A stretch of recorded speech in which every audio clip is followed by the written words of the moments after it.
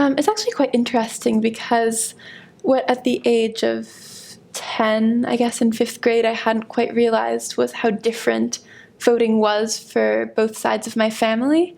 So actually, members of my mother's family voted much later than members of my father's, and that's because my mother's family were French Jews during World War II, just as women were being allowed to vote in France and they had to leave. And so during that whole process, they were actually refugees coming to the US, which is why I'm here today. So my mother's side, the women voted significantly later, and as American citizens, actually, decades later.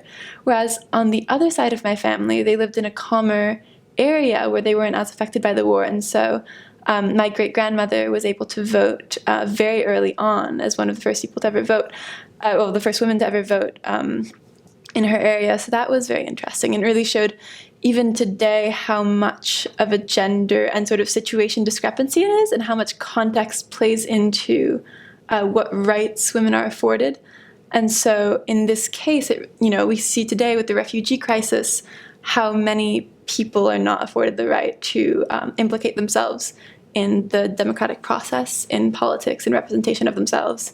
And so I think that kind of translated a lot when I started to learn about it.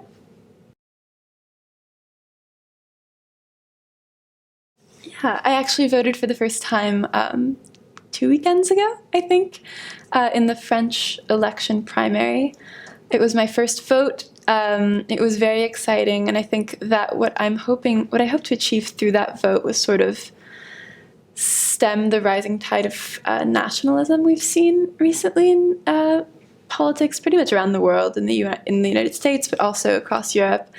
I think as someone who, as I mentioned, comes from a family where there was a lot of moving around. We were refugees when we came to the US, and we really are a family of immigrants. And so that has made xenophobia something that I'm very strongly afraid of. It's something I'm very strongly against. And so with the rise of the hatred we've seen of the other, of those who are alien, especially in France where I voted, as well as in the US, I think that's very frightening. And so I wanted my vote to fight against that and to fight for a fair and true democracy in which everyone is equal in front of the law. And so that was sort of my goal in my vote.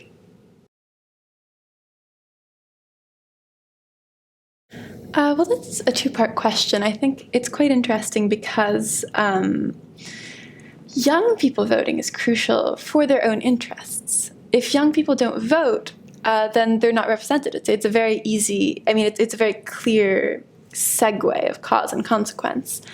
And I think that what's very interesting about young people is that they're new to this world. They come with a fresh perspective. They've arrived and learned so much in the shorter time that they've been here. And through that new perspective, they can lend more complexity and nuance to the political system.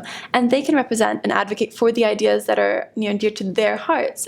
Those aren't necessarily the same ones as those from previous generations. If they don't vote, they don't have a voice. And if they don't have a voice, then the things they care about won't be represented in their governments, which is really unfortunate.